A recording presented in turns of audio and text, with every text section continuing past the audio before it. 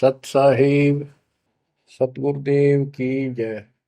बंदी छोड़ कबीर साहिब जी की जय। बंदी छोड़ गरीबदास जी महाराज जी की जय। स्वामी राम देवानंद जी गुरु महाराज जी की जय हो।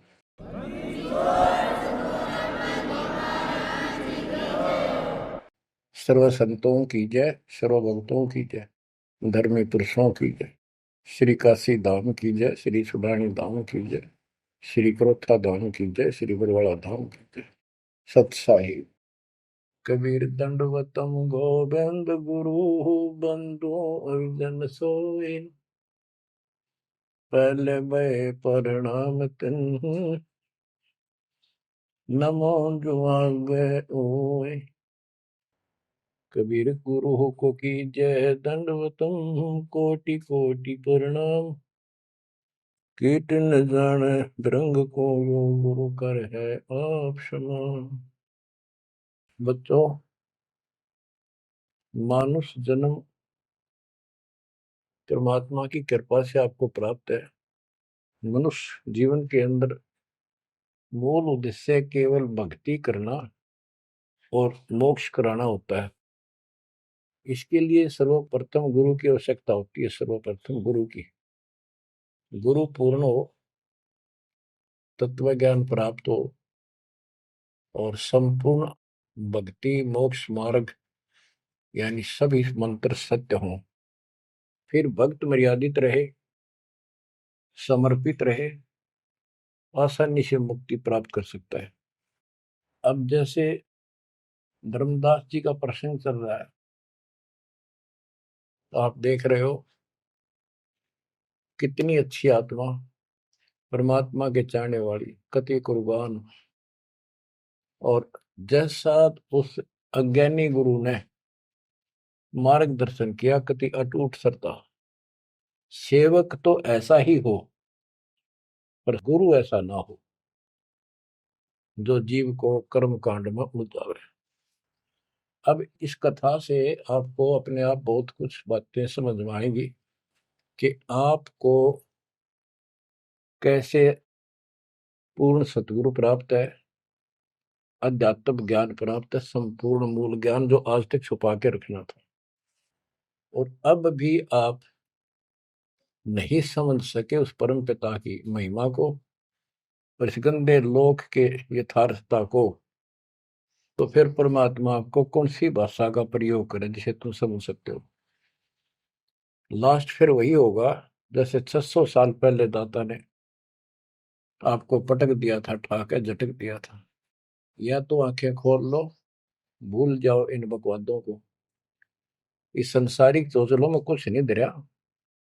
गरीबदास जी कहते हैं, सर्व सोने की लंका होती रावण से रणधीरम। एक पलक में राज विराजी कर जम के पड़े जंजीर। इतने ठाठ बाट थे, सिद्धियां थी, आकाश में चला जाता था। पुष्पक विमान ऊपर से छीन के लाया था कुबेर से। खूब उद्मस्तार रखा था। और भगत किसका था? शिव जी का। तीन देव की जो करते भक्ति ही उनकी कदे न होवे मुक्ति। और कितनी बकवाद भर जाए इनमें, जिसके कारण प्रसिद्धियां भी होगी साधु संत ऋषियों की। अंत में इनके पास कख नहीं बचा। ये मूल ज्ञान है, ये सार ज्ञान है। इसको समझो अच्छी तरह, पढ़े लिखे हो, शिक्षित हो, एजुकेटेड हो। परमात्मा ने मनुष्य जीवन इसलिए दिया कि तुम कुछ बुद्धि भी एक्स्ट्रा रखते हो अन्य प्राणियों से। इसका सदुपयोग करो। बकवाद बहुत कर ली, बाहर जाना पड़ेगा। अब बच्चों, प्रसंग धर्मदास जी का चल रहा है। देखो, अपना पिता अपने लिए कितना कष्ट उठा रहे हैं।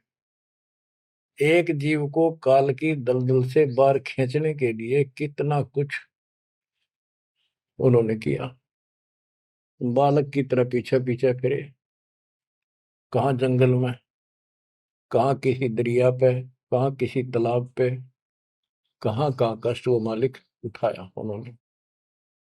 वो कहते हैं, दो दिन मेरी शरण हो, ताका हूं मैं दास, केल गिर लग गया फिर गुप्त धरती आकाश। जैसे राजा अम्बरीश था, उसके पीछे लगे रहे थे। लेकिन हम नहीं समझते, जब हमारे पास दो पैसे हों या 14 काल की छोटी सी राजा था, भगत बतेरा था, यज्ञ बहुत करता था, वाह हो रही थी, पिछले संस्कार भी अच्छे थे। वो संस्कार कब बने? जब कभी कबीर साहब की शरण में था, जैसे कलयुग में हो तुम। अब ये जो रह जाएंगे ना, पार हो गए सो हो गए। भक्ति अच्छी करते हैं क्योंकि सत्साधना मिल गई। एक सांस की कीमत कितनी गजब की है, इसकी बहुत वैल्यू है। पार ना हुए तो फिर ये नो फंस जाएंगे काल के। इनको स्वर्ग में रखेगा, देवता बनावेगा, उड़ा माचे माचे आन देंगे, फिर राजा पृथ्वी पर बना देगा। पृथ्वी पर आकर फिर ये पिछले पुण्यों के कारण ठाठ तो होने हैं, और भक्ति भी करेगी आत्मा, क्योंकि पीछे भक्ति की चास पड़ी हुई है इसको। तो भक्ति गलत करें जाएंगे, लाभ नारे हुए दिखेंगे। यो काल का भयंकर जाल है। मालिक फिर भी अपने बच्चे के साथ रहता है, फिर भी उनको राह दिखाने की चेष्टा करता है, किसी न किसी रूप में अपनी सच्ची भक्ति फिर से बताने की चेष्टा करता है। मानते हैं ना मानते वो अलग बात है। फिर राजा जनक हुआ अम्बरीश का जीवन पूरा करके, राजा जनक का पूरा करके फिर स्वर्ग गया। स्वर्ग में जाते समय लूट लिया काल ने। बिना विवेक वेख जो धारा सब करते सो भी बिना विवेक के न्यू नाश करते हैं। उड़ा दया भाव दिखा दी, अपने पुण्य दे दिए, और फिर नंगड़ होकर पृथ्वी पर आ गया। सारे पुण्य वहां खत्म कराया, आधे आधे ऊपर स्वर्ग में भोग लिए, और फिर पृथ्वी पर आ गए। पहले राजा था दो जीवनों में, राजा अम्बरीश वाली आत्मा, अम्बरीश राजा, राजा जनक सीता का पिता। और फिर वही आत्मा बाबा नानक बनी, खुद नौकर लगा के नवाब के यहाँ। जब ये इस स्थिति में आ गया, कति हैंड टू माउथ हो गए, तब दाता फिर मिले अपने बच्चे को। फिर राह दिखाने की चेष्टा की, खूब वाद विवाद किया। ने बोला आंखा देखो तो मानो, आंखा भी दिखाया, जब जाकर माना। बच्चों ऐसे आज आपके साथ खड़े कर दाता देख कहां सिर के होने लग रहा है, यह भी तरह समझ में नहीं आ रही, ये भी तुम नहीं समझ पा रहे। What is this? इसका नाम है कबीर भगवान। इसको कहते हैं सक्षम समर्थ परमात्मा। बच्चों यहाँ देखो, मालिक ने कैसे अपने बच्चों तक संदेश पहुंचाने लग रहे। काल ने जुल्म करने में कसर नहीं छोड़ी, पर यूं भी तो उसका बाप है। और देखो अपने बच्चों को कैसे अमृत छकाने लग रहे। इन क्रियाओं को देखकर ये विश्वास कर लेना चाहिए कि आप समर्थ की शरण में आ चुके हो। द्वार धनी के पड़ा रहे, धक्के धनी के खावे, 100 काल झकझोरी पर द्वार छोड़ जाओ। ईब तुम इतना जरूर कर दियो, और कुछ ना बने तो इतना रहियो, मालिक की शरण से दूर मत होना। चाहे दुखी दिखो, चाहे सुखी दिखो, ईब के आप सत्य में अगला कदम है बस, नथिंग एल्स। दूसरी बात नहीं है। पर होगा उनका जो मर्यादित रहेंगे, समर्पित रहेंगे, तन मन धन सब तेरा, ये कहने से नहीं, करना होगा। काल जाते आज ले चलो दाता, रखियो अपने चरण में। तो बच्चों फिर जब तक चाहोगे तब तक जीवन दे देगा आपको, जब तक चाहोगे। लेकिन अंत में एक ऐसा आप पर प्रेरणा हो जाएगी आपको, और आप ही कहोगे कि दाता ले चलो, बस बस बहुत होली। तो कहते हैं जीव है इतना जोखिम नहीं, मरा जब निशंक मरे, परमात्मा कहते हैं। तो ये हमारा मरना नहीं होगा, हम तो मेले से बजावांगे। शरीर छोड़ दिया कांचड़ी, पक्षी उड़ा आकाश को चलते कर गया बीट, ये तो वो है। बच्चों प्रसंग धर्मदास जी का चल रहा है। परमात्मा ने धर्मदास जी को पूरी सृष्टि रचना फिर सुनाई, क्योंकि शुरुआत में उसने इसलिए सुनी थी, अपना तर्क मन में अलग रखा था। साथ में आमनी देवी ने भी सुनी, दोनों को विश्वास हुआ। परमात्मा से कहा कि जोड़ पानी में पूछो स्वामी, पानी माने हाथ, जोड़ पानी में पूछो स्वामी, को कृपा कर अंतर्यामी। ओ साहब नाम का आही, परचय नाम कहो मोय पाई। गुरु और सतगुरु तुमको कहूं, हे प्रभु कौन देश तुम रहो। परमात्मा बोले, हो धर्मनी जो पूछो मोही, सुनो सुरती धर कहो मतोई। जिंदा नाम है सुन मेरा, जिंदा बेस खोज के ही तोरा। हम सतगुरु के सेवक आही, सतगुर संग हम सदा रहाई। सतपुरुष व सतगुर आही, सतलोक में वह सदा रहाई। सकल जीव के रक्षक सोई, सतगुर भक्ति काज जीव होई। सतगुर की भक्ति से जीव के सब काम ठीक होंगे। सतगुर सत्य कबीर सो आही, गुप्त प्रगट कोई चिन्ह नाही। सतगुर आज जगत तन धारी, दासा तन दर शब्द पुकारी। काशी रह परख हम पावा, सत नाम उन्मोहि दरडावा। परमात्मा अपने को छुपा के कहते सब परमात्मा तो सतलोक में रहता है और वहां से चलकर आया हुआ है। अब वो सतगुरु सतकबीर काशी में है। वो प्रगट है, गुप्त है। प्रगट का अर्थ है कि सामने बैठा है, गुप्त ऐसे है कि उसको कोई पहचान नहीं पा रहा। सतगुरु आज जगत तन धारी, उस सतगुरु ने, सतपुरुष ने, पूर्ण परमात्मा ने जगत में आके ये कबीर रूप धारण कर रखा है।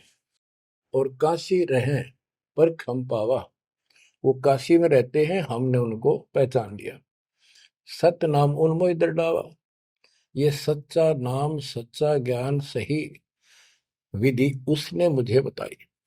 यम राजा का सब छल चीना, निरख परख यम सो भीना। तीन लोग को काल सतावे, ताको ही ये सब जग ध्यान लगाओ। तीन लोग को यू काल परेशान कर रहा है, दुर्गति कर रहा है तीन लोग की, सब प्राणियों की, और उनका ये ध्यान लगावे। ब्रह्म देव जाको वेद बखाने, सोई है काल कोई मर्म न जाने। जिसको ब्रह्म भगवान के है ना, देवता लोग, गुरु ऋषि, वो वही तो काल है। तिनके सुत अहि तिर देवा, सब जग करे उनकी सेवा। इनकी पूजा करते, ये उसके पुत्र है तीनों। तिरगुण जाल ये जग फंदाना, जाने ने अवसल पुरुष पुराना। जाकी ई जग भक्ति कराई, अंत काल जीव को सोए दरखाई। जिसकी ये भक्ति करते हैं, काल की, ब्रह्म की, या इनके तीनों पुत्रों की, अंत समय वो इनको खावे। सब जीव सतपुरुष के आही, ये सारे प्राणी उस सतपुरुष कबीर साहब के हैं। यम दे धोखा फांसाता ही, प्रथम बहे असुर यमराई। बहुत कष्ट जीवों के लाई, दूसरी काल कला पुन धारा। धर अवतार असुर संहारा, जीवन बहुविध कीन पुकारा। रक्षा कारण बहु करे पुकारा। जीव जाना ये धनी हमारा, दे विश्वास पुनः धर अवतारा। अब क्या ये बताना क्या चाहते हैं परमात्मा? हिरण्यकशिपु, उसको काल ने पैदा किया, उसने उद्मस्तारे भगत को सताया, हाहाकार मची सारी जनता में। तो परमात्मा ने आकर उस राक्षस को मारा और विष्णु को रूप दिखाना पड़ा, क्योंकि कबीर साहब को जानते नहीं थे। बच्चों, भगत का रक्षक केवल कबीर साहब है। प्रहलाद भगत था, प्रहलाद विष्णु जी का उपासक था। इस भक्ति को यहाँ तक लाने के लिए दाता ने आगा पीछा कुछ नहीं देखा, ना अपनी महिमा की आवश्यकता समझी। यदि वो महिमा चाहे तो काशी में 120 वर्ष रहे एक निर्धन जुलाहे की लीला में, वो 1 मिनट में कुछ भी कर सकते थे, दुनिया पीछे हो लेती, पर ये इस मार्ग में चला नहीं। तो क्या बताते हैं कि विष्णु रूप धारण कर लिया, विष्णु भी खुश हो गया, लोग कहें विष्णु जी ने रक्षा कर दी, विष्णु जी ने रक्षा कर दी। अब ये काल का जाल नो ऐसे अड़ा रहा। अब कबीर साहब ने इसको उसी तरीके से समझाने की चेष्टा की है, अपना रोल निकाल दिया बीच में। कबीर साहब समझाना चाहते हैं कि एक तरफ तो काल ने राक्षस बनाए, फिर तुम कहते हो विष्णु ने नरसिंह रूप धार करके और हिरण्यकशिपु को मारा, इसलिए विष्णु की महिमा बन गई। अब लोग विष्णु के चिपक गए, इसको भगवान मानकर पूजन लाएंगे। हीरो हो गया यो, जैसे पिक्चरों में देखो हीरो 2-4 रन गढ़ दे, बस वाह वाह वाह के जो है ना, इन करिश्मों को देखकर, चमत्कारों को देखकर इनके चिपक गए। ये सब काल का जाल है, परमात्मा ने इससे कोई लेना देना नहीं। परमात्मा चाहते थे इन भक्तों की आस्था बनी रहे, काल चाहता है ये नास्तिक हो जाए प्रमाण के लिए। परमात्मा से जब वार्ता हुई, इसने विवाद किया, तकरार करी, प्रथम बार आई। आखिर में लास्ट में जब सारी मन्नत मंगवा के वचन भरवा के ने बोला कि सबको उल्टा मार्ग लाऊंगा, गलत साधना पर दृढ़ कर दूंगा, देवता, तीर्थ, व्रत, मंदिर, इनकी पूजा हुआ, और किसी को कोई यहाँ से निकलने नहीं दूं, कि ये साधना करेंगे आध्यात्मिक लाभ होए को नहीं, आप नास्तिक हो जाएंगे। अब देख लो वर्तमान में गांव के गांव बहुत अच्छी आत्मा के लोग हैं, स्त्री पुरुष, लेकिन भगवान से दूर हो चुके, इसलिए हो चुके हैं कि इनकी साधना करते करते दुरुक्ति रही है, वो साधना ठीक नहीं है। तो यहाँ परमात्मा धर्मदास को वो आंखें खोल रहा है कि जिनको तुम भगवान मान रहे हो ये ऐसे काल जाल कर रहा है। एक तरफ तो ये कंस, केसी, चाणोर और पूतना जैसे, जरासिंह जैसे बना दिए, उधर से कृष्ण बना कर भेज दिया न मारने खातर, इनको मारने के लिए। कृष्ण ने वो मार दिए, कृष्ण चौधरी पाक गया, भगवान बन गया। अंत में कृष्ण भी मरा और नरक में जागा, जिसे कर्म करे या भोगने पड़ेंगे। अब बच्चों ये सारा खेल यो है, PhD लास्ट पॉइंट है। जैसे एक राजा सेना को आदेश देता है दुश्मन से युद्ध करो, तो सैनिक का कर्तव्य बन जाता मरूं या मिटूं, और जाके खड़ा हो जाता है लेकर बंदूक मोर्चे पे। तो सैनिक सच्ची आत्मा से होते हैं और वो दुश्मन के छक्के छुड़ाने के लिए अपना जीवन न्यौछावर कर देते हैं, आमने सामने मोर्चा संभाल लेते हैं। अब वहां पर कुछ इधर से मारे जाते हैं, कुछ उधर से मारे जाते हैं। जैसे अपने भक्त बच्चों को सेना में जाना पड़ता है, लड़ाई भी करनी पड़ेगी, युद्ध के मैदान में उतरना ही पड़ेगा और आमने सामने मोर्चा डांटना पड़ेगा। ये तो करना पड़ा, लेकिन वहां रक्षा कौन करेगा? वहां उन बच्चों की रक्षा कबीर साहब करेगी। इसी प्रकार काल ने रामकृष्ण को भेज दिया इनको मारने के लिए। रामकृष्ण को कोई मौत नहीं था इनको मारने का, इनके साथ खुद मालिक रहे। रामकृष्ण सतगुरु सहजादे भक्ति हेतु यूं हुए प्यादे। रामकृष्ण भी उस परमात्मा के बच्चे हैं, उस महाराजा सारी सृष्टि के सम्राट कबीर जी के राजकुमार हैं, सहजादे हैं। ये तुमसे ज्यादा निकट प्यारे हैं उसको, क्योंकि निचले में बहुत गजब की भक्ति की थी, पर पैर फिसल गया इनका, अब काल का फंस गए। कोटिक अवगुण बालक कर ही पिता एक चित नहीं धरी। बाप के अंदर एक ऐसा परमात्मा ने पर रखा है प्रेरणा, स्वभाव, बालक से करोड़ों बकवाद कर ले पर पिता एक भी उसकी गलती को ज्यादा सीरियसली नहीं लेता। तो इसी स्थिति पर परमात्मा इस नियम से उन निकमों के साथ भी आज है, लेकिन बहुत प्यारे उनको हैं, क्योंकि कभी वो बहुत गजब के भगत थे और कॉलोनी को सिलेक्ट करे उनके कर्म फुड़वाने के लिए, उनको उच्च पद देता है। ये प्रधानमंत्री, मुख्यमंत्री, ये बहुत अच्छी आत्मा थी, पिछले भगत थे, तपस्वी थे भगवान के बच्चे, उसके लिए कर रहे थे। अब वो बैठा दिए पदों पर, अब कर्म फोड़ेंगे, फोड़ लेंगे, तो मानने को नहीं। फिर जब हंटू माँ उठा जाएंगे बाबा नानक की तरह, फिर पकड़ लेगा, फिर लेगा। काम तो बढ़ गया, समस्या तो वहीं की वहीं खड़ी रहेगी। वो तो बात निमड़ी क्या है बच्चों, इसको कहते हैं सार ज्ञान। ये है वो मूल ज्ञान। धर्मदास मेरी लाख दुहाई, मूल ज्ञान कहीं बाहर न जाए। मूल ज्ञान तब तक छपाई जब लग द्वादश पंथ ना मिट जाए। अब यो ऐसा ज्ञान आज तक किसी ने निर्णायक नहीं सुनाया। तो ईब कोई बकवाद करेगा तो उनको सबको पता होगा ये संत रामपाल जी से सुनकर अटपट मारन लग रहा है।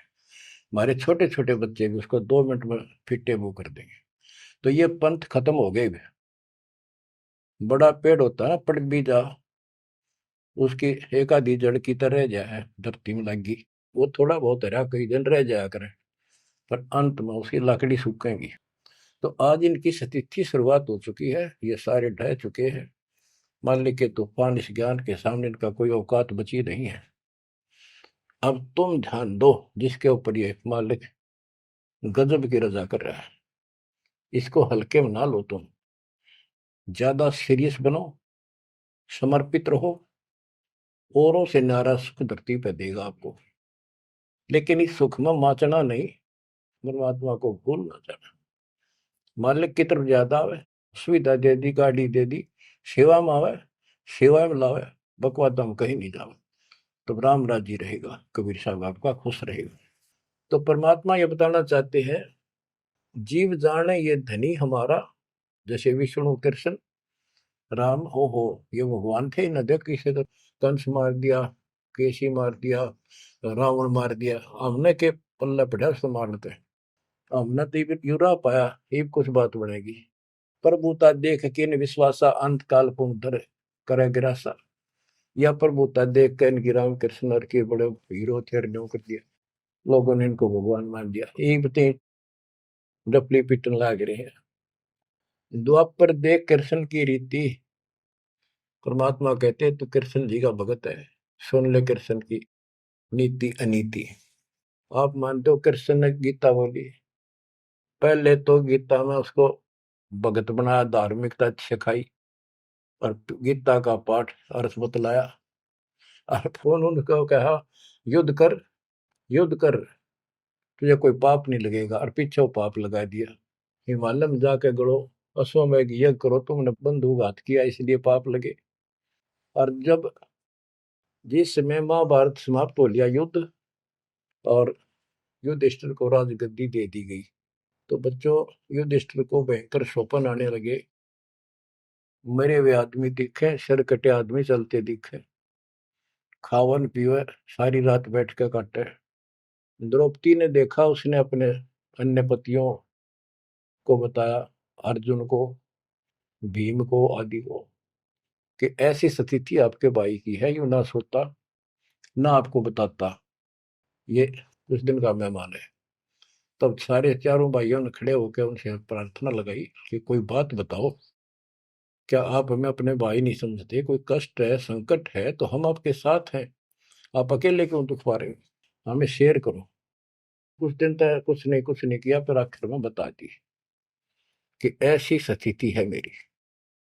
फिर क्या होता है, जब ऐसा संकट आता है, आप अपने गुरु से ही बात करते हैं। श्री कृष्ण जी के पास गई, श्री कृष्ण जी को सारी स्थिति बताई कि हमारे भाई को ऐसे ऐसे समस्या होगी, कोई समाधान बताओ। तब वो कृष्ण जी कहते हैं कि तुम्हारे को जो युद्ध में तुमने पाप किए, बंधुघात किए, भाई मारे, भतीजे मारे, वो पाप लगा है, और इसके लिए एक अश्वमेध यज्ञ करो, उसकी शर्त बताई थी। अर्जुन उस समय स्तब्ध रह गया कि ये, और कृष्ण उस दिन तो कह था तुम्हें कोई पाप नहीं लगा तो निश्चिंत होकर युद्ध कर ले, मैंने सारे रख, तो तेने मत बनाना। आज ये पाप कहां से आ गए? विवाद करना इसलिए उचित नहीं समझा कि जब मैंने ये पॉइंट उठा दिया, भाई मेरा इलाज नहीं करा होगा, क्योंकि उसमें करोड़ों रुपए लगने थे उस धर्मयज्ञ के अंदर। और युवती ने सोचेगा भाई खुश नहीं है मेरा इलाज कराने में, ये मर जाएगा, इतना धर्म कर्म का पक्का है। तो अर्जुन ने अपने सब्र का घूंट पिया, अपने दिल की झाल डटी, और जैसा कहा वैसे यज्ञ करवाई।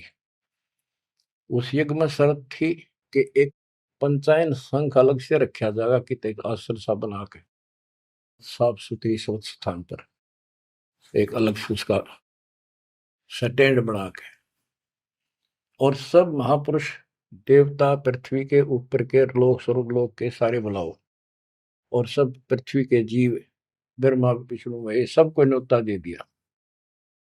56 करोड़ यादव, 12 करोड़ ब्राह्मण, 88,000 ऋषि, 33 करोड़ देवता, और ये सारे आगे।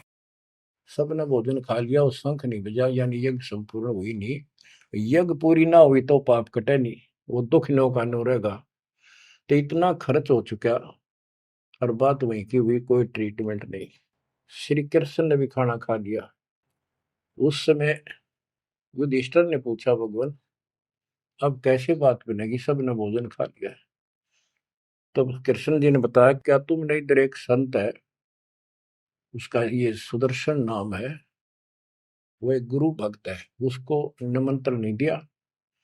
भीम की ड्यूटी थी, सेवा थी उस साइड में निमंत्रण बांटने की। भीम से पूछागा, भीम ने बताया कि मैं गया था पर वो गलत बोला। उसने कहा कि तुम्हारे से तो कसाई भी अच्छा था, तुमने इतने मानस मार दिए।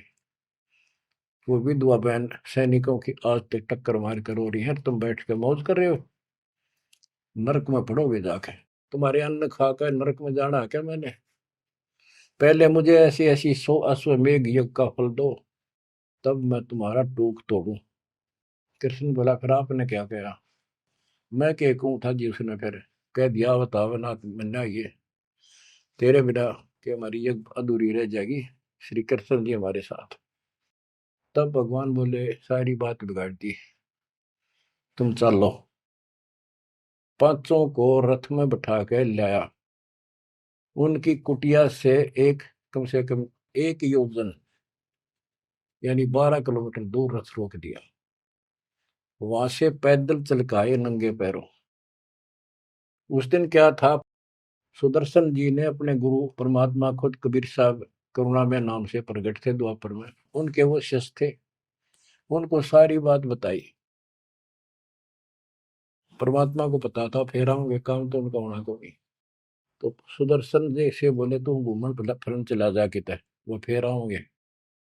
कि सुदर्शन जी तो चले गए भ्रमण पे, परमात्मा उनका रूप बना के वहां बैठेगी कुटिया में। जब वह सारी टीम पहुंची कृष्ण वाली, जाते ही श्री कृष्ण ने दंडवत प्रणाम की। साथ में पांचों पांडवों करनी थी। फिर कहा, परमात्मा ने पूछा, हे जगदीश, हे तीन लोक के मालिक, यह कैसे आना हुआ गरीब की झोपड़ी पे? तो श्री कृष्ण जी ने कहा, आप जानी जान हो, इन्होंने ये पांडव हैं, ये भीम है, ये युधिष्ठिर है, सारी इंट्रोडक्शन कराई। ये आपको निमंत्रण देने आए हैं, इनके यज्ञ में प्रसाद पाओ ताकि इनका कल्याण हो। सुदर्शन जी बोले कि भाई मैंने इस भाई तक कही थी, देखो खड़ा मोटा हा, मेरी बात शर्त पूरी कर दो तो मैं आज तैयार हूँ, नमक हो नहीं चलो।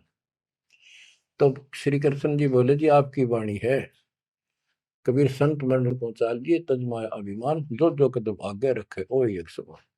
ये दाता, हम वहां से चलकर कहाँ से चले थे, आप तो सारे कदम जानते हो, और 12 किलोमीटर तय, 1 योजन तक हम कभी पैदल आए हैं। यहाँ से वहां तक हमारे जितने कदम एक यज्ञ बनाए बताए आप, हे दाता, 100 आप लेखा ला दो, बाकी हमारी जोड़ी में डाल। साधु भूखा भाव का, धन का भूखा ना। ने बोला, वे चलते हैं। जब पहले भीम आया, डींग मारा था। जब सुदर्शन जी ने ये कहा कि तुमने इतने आदमी मार दिए, ऐसा जुल्म कर दिया, भीम बोला, युद्ध ऐसे नहीं जीता जाता, एक का गदा मारूं था 6 मरे थे। तो परमात्मा ने उसकी फड़क निकालनी थी, कुछ परिचय देना था कि इसमें कुछ है। परमात्मा बोले, सुदर्शन रूपधारी कबीर साहब के भीम, पहलवानिया मेरी माला तार के दिए, देख खुट्टी व टंगरी। हो गया तारण खातिर, कणछन लाग गया पहलवान, वो माला ना उतरी, वह सुमरनी उतरी नहीं।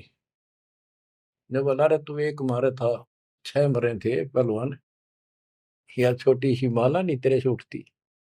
खिसियाना होकर वापस आ गया। परमात्मा ने ऐसे हाथ करे, आपसे उतर कर आएगी हाथ में माला, और बहुत चक्के रह गए, अचंभित हुए सारे के सारे। तब परमात्मा को लेकर ये घुमाए। लंबी कहानी है, विषय दूसरा चल रहा है। तब उस दाता के भोजन करने से उनका काम बना, जब वो शंख बजा। ये अलग प्रसंग कभी ठीक से जच कर सुनाऊंगा, अब प्रसंग दूसरा चल रहा है। परमात्मा कह रहे, धर्मदास, तेरे कृष्ण की कुनीति सुन ले। एक तरफ तनियों का था, तेरे पाप ना लगे, और फिर पाप बताए दिए। उन पापों को धोने के लिए जो विधि बताई, उससे भी बात ना बनी, वो भी समर्थ सक्षम हम थे वहां पर, हमने की। और बच्चों, वो पाप नहीं थे, वो पाप तो थे लेकिन वो प्रेत बाधा थी। वो जो सैनिक मरे थे, विधवा रो रही थी, वो सैनिक उसने तंग कर रहे थे, प्रेत बने हुए। वह प्रेत बाधा भी कृष्ण तक नहीं ठीक हुई। बच्चों, गरीबदास जी कहते, तुम कौन राम का जपते जपन, ताते कटे ना ये तीनों ताप। ये 3 ताप के तहत दुख था उनको। और वो पाप ते न्यो के न्यो रखे रह गए। ओए होए। अरे कोयल के बच्चों, ईब तक पकड़ दो अपने माँ की वाणी को, क्या कहना चाहते हो? अब विष कागाड़ा के साथ रहोगे क्या? अब क्या बताते हैं? गीता पाठ का अर्थ बतलावा, पुण्य पाछे बहु पाप लगावा, बंधु घात दोष लगावा, पंडों के बहुकाल सतावा। पांडवों को काल ने खूब परेशान किया, और अंत में क्या हुआ? जब दुर्वासा जी ने श्राप दे दिया कि जैसे कृष्ण जी के पुत्र प्रद्युम्न और दो चार पांच और बच्चे मिलकर दुर्वासा जी द्वारका की बनी में बैठे थे, तपस्या कर रहे थे, कुछ दिन के लिए कहीं कहीं रुक जाते थे। वो पता चला कि बड़ा पहुंचा हुआ संत सिद्ध आ रहा है। द्वारका के बच्चे श्री कृष्ण को समर्थ मान चुके थे। किसी ने कंस मार दिया, केसी राक्षस मार दिया, चाणूर मार दिया, वैसे काल्यवन मार दिया। तो इन्हों सोच रहे थे कृष्ण तो ऊपर धरती पे कोई सही नहीं। उन्होंने मजाक सूझ गए, वह किसी संत साधु का आदर नहीं करते थे, इस कारण से कि हमारे साथ कृष्ण हमारा कोई कुछ नहीं बिगाड़ सकता। तो उन्होंने शरारत सूझी के नो कहे दुर्वासा भूत भविष्य वर्तमान त्रिकाली बता दिए, तीनों काल की जानता है, चलो इसकी परीक्षा लेंगे। एक प्रद्युम्न का पेट पर कढ़ाई बांध दी छोटी सी लोहे की, और लेडीज कपड़े पड़ा दिए गुजरिया वाले, ऐसा दिखा दिया जाके जैसे बच्चा पेट में गर्भ है इसका। यूं पूछने गए महाराज, इनका कई साल में दया करी दाता ने?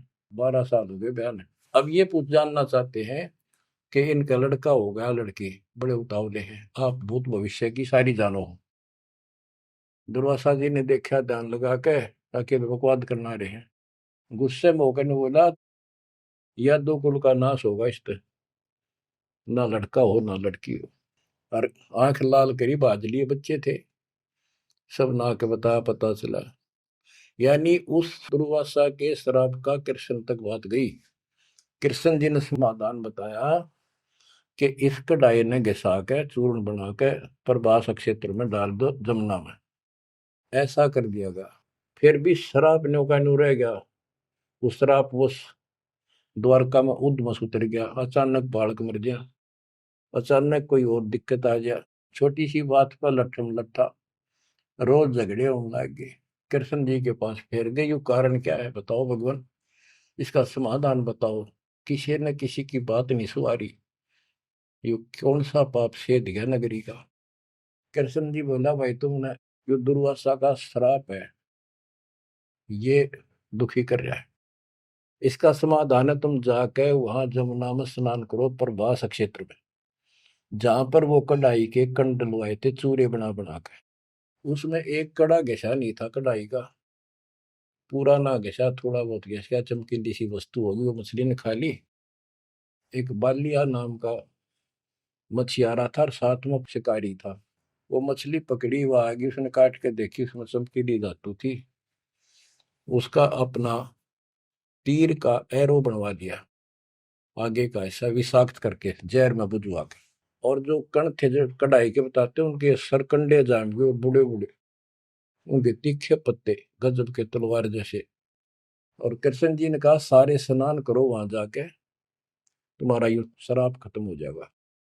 वहां बोले सब बच्चे नर, कोई ना बचे, गर्भ न छोड़ के, छोटे छोटे नवजात शिशु भी साथ ले गए, कभी इन पर शराब ना रह जाए। और वहां जाके सारे लड़न लग गए, पढ़ पढ़ के वो पठेरे सरकंडे एक दूसरे को मारे, तलवार का काम करना कर शुरू कर दिया। कट का मर गए 56 करोड़ यादव। फिर कृष्ण जी एक पेड़ के नीचे बैठ गए, उस पार दीख को सारे दिन शिकारी ने, बालिया कौन था? ये बाली वाली आत्मा थी जो त्रेता युग में श्री राम ने वृक्ष की ओट लेकर मारा था। उसका अपना बदला लेने के लिए उस वो बालिया नाम का जीमर बना, शिकारी बना, श्री राम श्री कृष्ण बना। वो आत्मा, वो उसके पैर में तीर मार के श्री कृष्ण मारा। उससे पहले श्री कृष्ण ने, बच्चे भी बताओ आप हमारे यहाँ दो जाके काल कर रहे दुर्गति, फिर आके लेट गया जब वो मारेगा। मरने से पहले उसने वह संदेशा भेज दिया था पता था कि सारे मरेंगे। तो पांचों पांडव वहां पहुंच गए। कृष्ण जी बस तड़पन लाग रहे थे। उनको बता दिया भाई ये यहाँ कोई आदमी बचा नहीं है, इन लेडीज को सारी को ले जाना, यहाँ लोग इनकी दुर्गति करेंगे, तुम अपने वहां रखना सुरक्षित। और तुम जाके हिमालय में चले जाओ, वहां रहो भूखे प्यासे तप करो, और वहां गड़का मर जाओ, वापस ना आइए। तो पूछा जी कारण क्या है? हम अभी तो राज मिला, 20-30 साल हमने राज मुश्किल से किया है, अब आप कहते हो राज त्याग के वहां चले जाओ, इसका कारण क्या हो गया? क्या गलती बन गई कि तुमने जो युद्ध में पाप किए थे वो पाप तुम्हें दुखी कर रहे हैं, वहां तप करने से समाप्त हो जाएंगे। तब अर्जुन को कहना पड़ा कि भगवान आप ऐसी स्थिति में हो, मुझे कहना तो नहीं चाहिए पर मैं रोक भी नहीं सकता अपने आप। पहले तो आप कह रहे थे गीता में कि ऐसे ऐसे तेरे को पाप नहीं लगेगा, और ये पाप हमारे सिर पर धरती है। फिर भाई के अश्वमेध यज्ञ कर पाप खत्म हो जाएंगे, वो पाप फिर भी रह गए। तब मैं बोल नहीं पाया, आज मैं रोक नहीं पाया। या तो इसका उत्तर दे दो ना, मेरा जीना भी दूभर हो जाएगा शेष सांस। तब उसने बताया भाई मैंने ना मेरा मन के गीता में कहा था, और के कुछ तेरे को बोल रहा था। असली बात यह है, अब मैं जो कुछ कर लियो कुछ पाप हमारे उड़ तपस्या से कुछ तप बन जाएगा, पाप पुपना कट्टे से। उसने में बताई तप करने से आगे फिर थोड़ा बहुत को राज मिल जाएगा। इनके पास इतनी स्टोरी है, ज्यादा नहीं। तो बच्चों देखो काल का जाल। उसका अंतिम संस्कार श्री कृष्ण का करके वो चले गए, और अर्जुन ने एकलन छोड़ गया कि एकला योद्धा है, कोई खतरा नहीं। सब लेडीज को लेकर चाल पड़ा गोपियों को। रास्ते में बिल्लो ने पकड़ लिया, उन्हें पीटा इस अर्जुन को। गोपियां लूट ले गए, लड़कियां ठा ले गए रामजादे। और इस पर धनुष साथ ले रहा था, जो महाभारत के युद्ध में जो उद्मस्त आ रहा था, वो उठा तक नीचते। तब रोवा खड़ा खड़ा कि इस कृष्ण ने तुम्हारा नाश कर दिया, सारे हमारे साथ धोखा किया। जब नाश कराना था युद्ध में, मानस मरवाने थे आदमी, जब तक ताकत दे दी, अब मैं खड़ा खड़ा पड़। गीता भी यही कहती है, बलवानों का बल मैं हूँ, बुद्धिवानों की बुद्धि मैं हूँ। यहाँ परमात्मा कबीर जी बताते हैं युग कृष्ण नहीं, युग काल उनका बाप ये जुल्म करे भाई, इनको पता है नहीं हो क्या रहा है। धर्मदास ये बातें सुनकर चक्कर में पड़ गया, मुंह का नहीं देखे देखे, आंख भी नहीं झपके। ये भगवान कति 100 की 100 सच्ची, सारी बात बिड़ा करते। देखिए धोखे बैठे थे, साथ में हमने बैठी, दोनों टेक टेक सुने मालिक के अमृत वचन। ये परमात्मा हम रोज सुना करते, मेरी तरह पत्थर पड़ गए थे कल।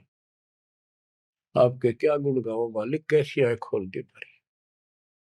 परमात्मा कहते और सुन ले। अब क्या है, हिमालय में चले गए सारे पांडव, और वहां सारे मरते गिर जाते गए।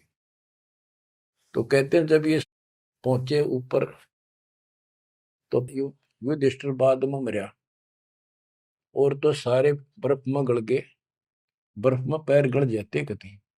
लेकिन युधिष्ठिर का अंगूठा अंगूठा गला, बाकी शरीर जो का तो रहा, मर गयो भी गया। जब ये ऊपर गया, वो पहले जो चले गए थे मर मर कर, चारों पांडव और उनकी मां कुंती द्रौपदी, वह सारे नरक में ठोक रखे। यो पहले स्वर्ग ले जाएगा, फिर इसको कुछ समय नरक में डालना था, क्योंकि इसने धर्मदास झूठ बोली थी युधिष्ठिर ने। कौन सी झूठ बोली थी? कि अश्वत्थामा मर गया। द्रोणाचार्य गुरु का बेटा अश्वत्थामा था। द्रोणाचार्य इतना सूरवीर था, अगले दिन उसने युद्ध में उतरना था, और कृष्ण जी को पता था, उसने बता दिया था जयो आ गया ना द्रोणाचार्य तुम्हारे सामने, एक नहीं छूटेगा, इतना धनुषधारी है। तो इसका इलाज ये है कि युधिष्ठिर झूठ बोल दे, और की नहीं मानने का। पहले कईयां ने जाके कहा नो कह दो कि इसका बेटा अश्वत्थामा मर गया, तो यो उस पुत्र मोह में इतना पागल हो जाएगा, इस पर हथियार नहीं उठेंगे, और युद्ध तक करेगा पर यू हार जाएगा, मारा जाएगा। तो युधिष्ठिर को सब ने कहा जाके कि अश्वत्थामा मर गया। कईयों ने जाके दूत भेजे गए दूसरी सेना में। तो द्रोणाचार्य बोले मैं विश्वास ना करूं, तुम झूठ बोलते हो। अगर युधिष्ठिर कह देगा तो मैं सच्ची मानूंगा। तो दूसरे कह तुम मार दियो, तो गिर दिया ठागा, फूक फेंक दिया ठागा मैंने। युधिष्ठिर को तैयार किया गया कि तू यह झूठ बोल। वो मना कर गया कि नो तो दिक्कत हो जाएगी और मैं झूठ नहीं बोल सकता। फिर एक अश्वत्थामा हाथी का नाम था, जैसे पशुओं के नाम रख लेते हैं ऐसे। वो अश्वत्थामा हाथी मार दिया। श्री कृष्ण बोला आप ये कह देना कि अश्वत्थामा मर गया, मंदी आवाज में कह दिए मेरा ना हाथी था, हाथी या मनुष्य। युधिष्ठिर इस बात पर राजी हो गया क्योंकि अगले दिन नाश कर रहा था उसने।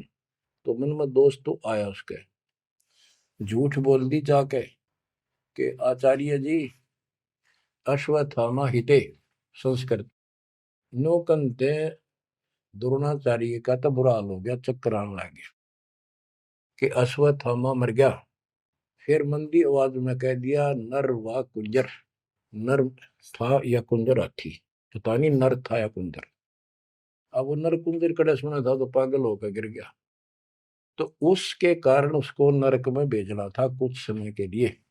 तो युधिष्ठिर ने पूछा कि मेरे भाई कहाँ गए, स्वर्ग में।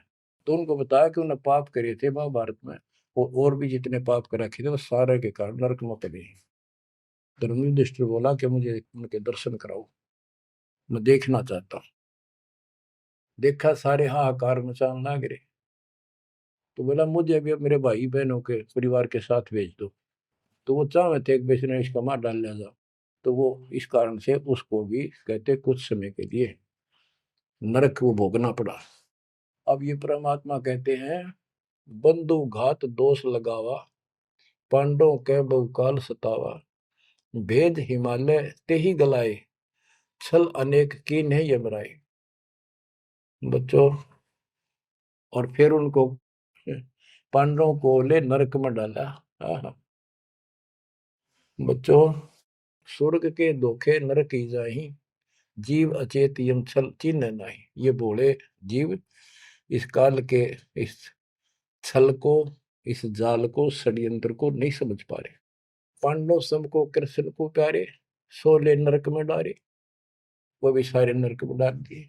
मानुष जन्म बड़े पुन होई, सो मानुष तन जात बिगोई, नाम बिना नहीं छूटे कादू, बार बार ये नरक ही घातू। नरक निवारण नाम जो आही, सुरनर मुनिजन जानत कोई नाही। जो नरक से छुटकारा देने वाला असली नाम है, इतने देवता नहीं जानते, ना ऋषि जानते, ना ब्रह्मा विष्णु वही जानते। ताते यम फिर भटकावे, नाना योनिन में काल सतावे, बिरले सार शब्द पहचाने, सतगुरु मिले तो सतनाम समाने। इतना कुछ सुनकर धर्मदास कहता ही साहब मैं तो पग सिर धरूं, तुम ते कुछ दुविधा नहीं कर। अब मोई चीन पड़ी यम बाजी, तुम ते भयो मोह मन राजी। अब आपके ऊपर मेरी कति आत्मा डट गई, मेरा मन कति खुश आपके। मेरे हृदय प्रीति अस आई, तुम ते हो गई जीव मुक्ताई। अब मुझे विश्वास हो गया कि मेरा कल्याण आपसे होगा। मुझे लगता है तुम ही सत कबीर हो स्वामी, कृपा करो तुम अंतर्यामी। हे प्रभु देव परवाना मोही, यम तरण तोर भजो मत ही। मोरे नहीं और सो कामा, निस्तिन सुमरो सदगुरु नामा। पीतल पत्थर देव द्यो बहाई, इन फेंक दो उठाकर, सतगुरु भक्ति करो चितलाई। ये बंदी छोड़। हो। परमात्मा बोले सुनो धर्मनी, अब तो ही भुगताऊं, निश्चय यूं से तो ही बचाऊं। देव परवाना हंस बारू, जन्म मरण दुख सब टारू। ले परवाना जो करे प्रतीति, जिंदा कह चले यम जीती। अब वही आज्ञा देव धर्मदासा, मैं गमन करूं सतगुरु के पास है। अब मुझे आज्ञा दे, मैं अपने गुरु जी के पास जा रहा हूँ। सतगुरु संग आयब तो पाई, फिर मैं अपने गुरु जी ने लेकर आऊंगा तेरे पास।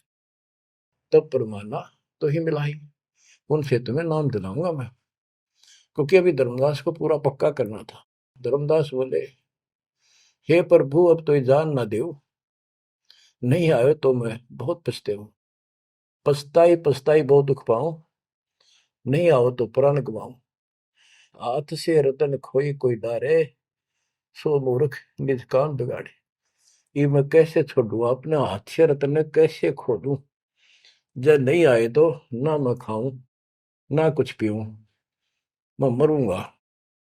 आप जब फिर नहीं आए तो परमात्मा ने कहा कि चाल पड़े, क्योंकि अभी ताव और बाकी देना था।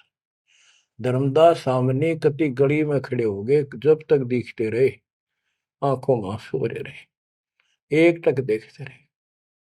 बच्चों, परमात्मा आपको मोक्ष दे, सदा सुखी रखे, शेष फिर दृढ़ हो जाओ, तड़फ जाओ उस घर जाने के लिए। परमात्मा आपको मोक्ष दे, सदा सुखी रखे, आपको अपने घर की याद बनी रहे, काल का दुख सदा याद रहे।